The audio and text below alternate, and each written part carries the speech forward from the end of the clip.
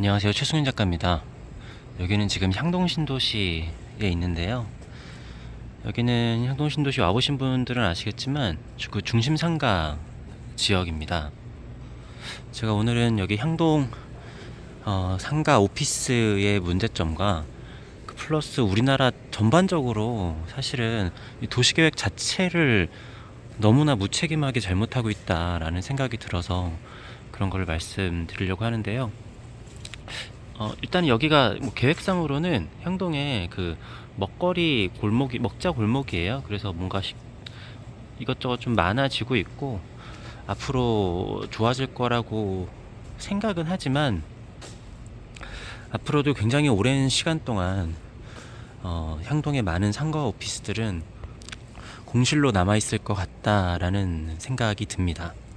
자, 일단은 여러 가지 문제점들이 있는데요. 첫 번째 문제점은 일단은 상가 수 자체가 너무나 말도 안 되게 많습니다.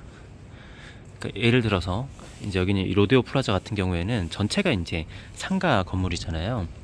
그래서 이 상가에서 장사도 안 되고 막 그랬을 때 그래도 옆에 이런 오피스 건물들이 들어오면은 뭐 괜찮아지지 않을까라는 생각들을 사람들이 많이 했어요. 오피스가 있으면은 막 직장인들도 많이 들어오고. 근데 문제는 이 오피스 건물조차도 1층부터 5층까지, 네, 1층부터 4층까지인가? 아무튼 상가입니다. 네. 사실상 오피스 건물이 이렇게 1층에서 막 4, 5층까지 상가인 경우는 잘 없잖아요. 그 막 강남역 한복판에도 이런 식으로는 잘 안 하는 것 같은데, 그리고 옆에 지금 이거 들어온 하늘 미디어 타워, 이것도 오피스 건물인데요. 보시면 아시겠지만 이 3개층까지는 3개층인지 4개층까지인지 모르겠는데 역시 상가입니다. 그러니까 이 여기 있는 상가 자체도 이 오피스에 있는 사람들만으로도 넘치는 상가의 개수예요. 네. 그러니까 이 오피스 건물, 이게 지금 16층이 되는 건물인가 그런데 이 오피스 안에 있는 상가조차도 주변에 상가들이 없어야지 활성화될 수 있을 정도의 상가인 겁니다. 그럼 뭐 건물이 상가가 이거 3개만 있느냐? 아니겠죠? 저기도 상가, 옆에도 상가, 뭐 모두 다 상가입니다. 일단 상가의 수 자체가 너무너무 압도적으로 많다라는 문제점이 있어요. 근데 현재는 뭐 들어와 있는 회사도 없고 여기 향동 주민들만으로 이제 돌아가고 있는 상권인데, 아니면 지금 공사 중인 현장 뭐 직원분들이나. 근데 향동의 인구 가지고는 이게 한계가 있겠죠.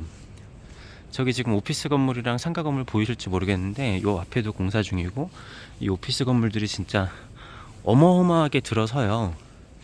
제가 대충 봤을 때 이런 거대한 오피스 건물이 한 10개 정도는 들어서는 것 같고, 그리고 저쪽에도 이제 막 지식산업센터도 들어서는데, 또 지식산업센터 그런 게 들어서면은 뭐 주변 상가들은 저런데 회사원들이 많이 오니까 장사가 되지 않을까? 근데 지식산업센터랑 오피스마다 상가를 어마어마하게 많이 해놨습니다. 네, 그래서 일단 첫 번째로 상업시설을 너무 많이 짓는다. 네, 그런 문제점이 있고요. 그리고 두 번째는 여러분들 이런 뭐 오피스라든가 뭐 지식산업센터 뭐 이런 것들 광고 보시면은 다 똑같은 문구를 보실 수 있을 거예요. 뭐냐면은 전부 다 자기들이 중심 상가래요. 네. 우리가 바로 중심 오피스, 뭐의 중심, 실제로 가보면은 막 변두리에 있고 한데도 실제로 이제 상가의 상권들을 보면은 이렇게 지역이 있으면은 그 지역의 중심가가 아니라 외곽 쪽은 좀 잘 안 되는 경우들이 많거든요. 근데 문제는 우리나라에 있는 모든 상가와 모든 상업시설 건물들이 제가 봤을 때는 다 강남역 한복판에 있는 것처럼 만들어놔요. 이게 여러 가지 문제를 야기를 하는데요. 뭐 예를 들어 저게 이제 통째로 상가라고 하더라도 강남역에 있으면은 그 소화가 되겠죠. 하지만 유동인구도 별로 없는데 강남역 한복판에 있는 건물처럼 상업시설을 너무 많이 만들어 놓는 그런 문제점이 있고요. 그리고 두 번째로 그런 그 역세권에 있는 건물들은 어차피 지하철이나 대중교통을 이용해서 그 사람들이 건물에 출퇴근을 하고 들어오기 때문에 주차장을 많이 만들어 놓지 않거든요. 근데 마찬가지로 지금 여기에 지어놓은 거의 모든 건물들이 주차 공간이 다 부족합니다.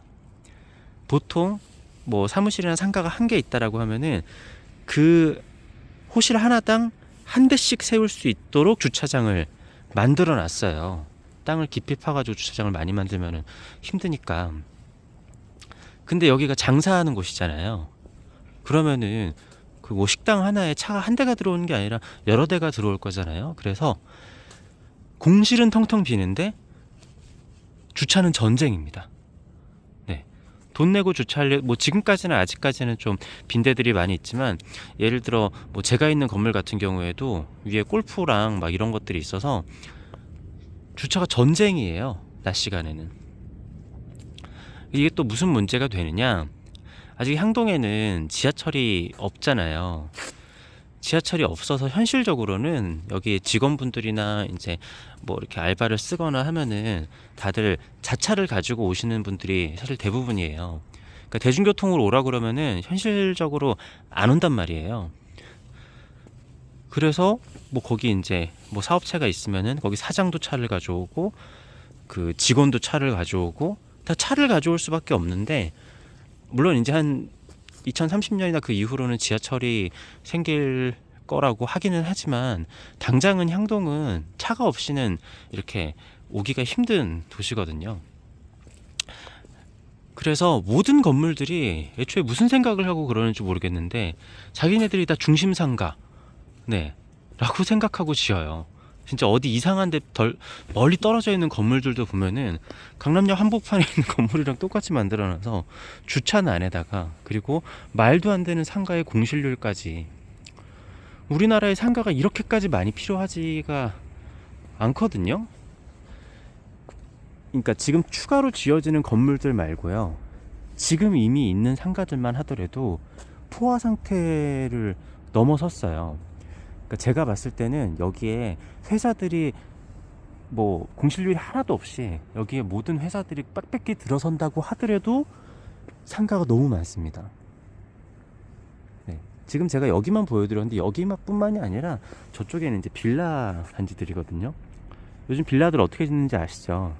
막 1층, 2층 정도는 이제 상가를 하고, 네, 위에는 이제 월세나 전세를 놓는데, 저기도 지금 뭐 거의 대부분이, 네, 빌라의 공실이라고 보시면 됩니다. 그런데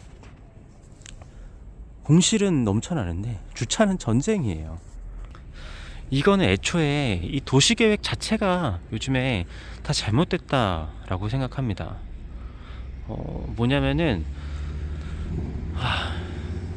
그 아파트 짓는 거 자체로는 수익이 그렇게 많이 나지 않는다 그래요. 그래서 이 상업 시설을 지어서 이 상가 분양이나 이런 거를 해야지 돈이 된다고 하더라고요.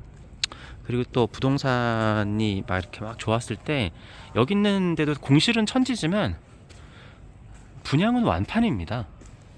다 주인은 있어요. 그런데 지금 월세가 안 나가고, 그러니까 현실적으로 지하철이 없는데 이렇게까지 많은, 그러니까 현재 지금 버스도, 그리고 교통 같은 경우에도 여기 향동 주민분들은 출퇴근 시간에도 미어 터지거든요. 그리고 여기서 이제 서울 쪽으로 나가는 길도 길이 하나밖에 없어요. 근데 여기서 만약에 여기 모든 오피스에 사람들이 다 들어온다 라고 그러면은 유동인구가 2배 이상 늘어나게 되는 건데, 그것을 감당할 수 없는 거를 만들어 놓고서 이렇게 상가를 많이 지어 놓는다.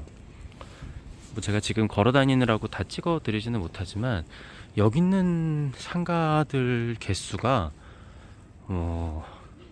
제가 봤을 때 못해도 향동 안에 상가 개수가 몇천 개 되거든요.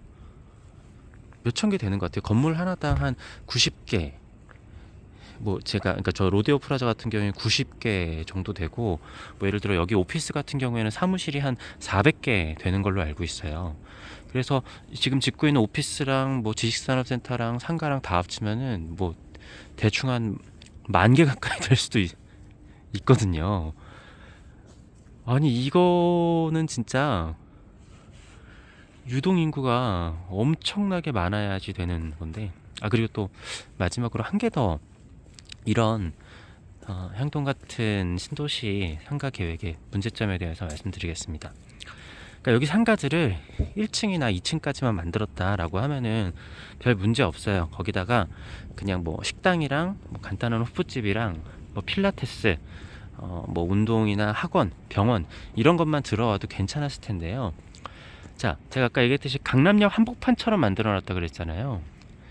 그러면은 사실 이거를 다 채우려면은 그런 진짜 아파트 앞에 있는, 그런 아파트 앞에 있고 학교 앞에 있을 수 있는 업종만으로는 힘들어요.